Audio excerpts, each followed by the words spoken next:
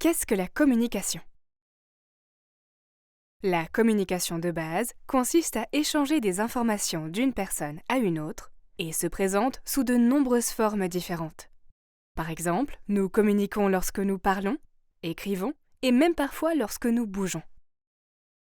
Toute communication implique un expéditeur et un destinataire, ce qui signifie qu'être un communicateur efficace implique également d'être un bon auditeur. La communication est importante et être un bon communicateur mène à de meilleures relations avec nos collègues, notre famille et nos amis. Examinons plus en détail les différentes formes de communication. Parler et écouter. Parler est probablement ce à quoi vous pensez d'abord quand quelqu'un dit communication. Parler clairement, de manière respectueuse, est l'une des meilleures façons de devenir un bon communicateur. Mais vous devez également être un bon auditeur. Écouter ce que les autres disent et comprendre leur point de vue est un excellent moyen de montrer du respect aux autres. Écriture.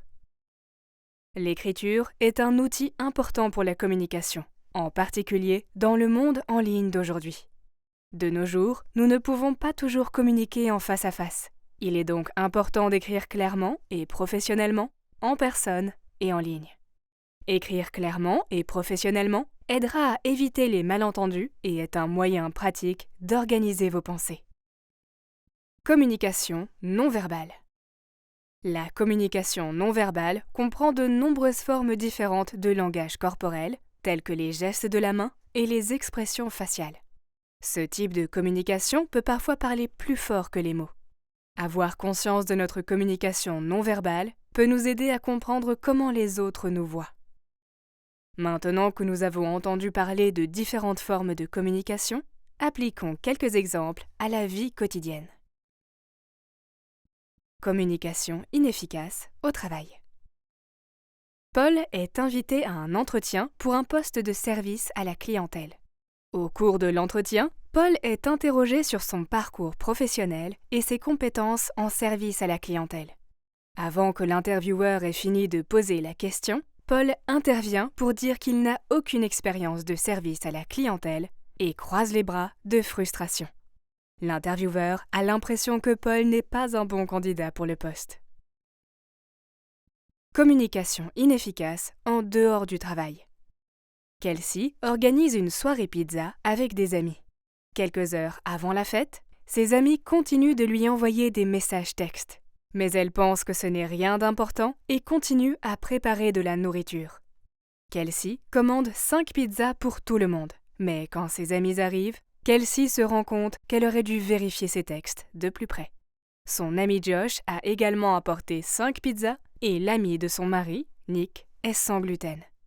Les deux envoyaient des messages textes à Kelsey pour coordonner le dîner, mais malheureusement, cette mauvaise communication a gâché la nuit de tout le monde.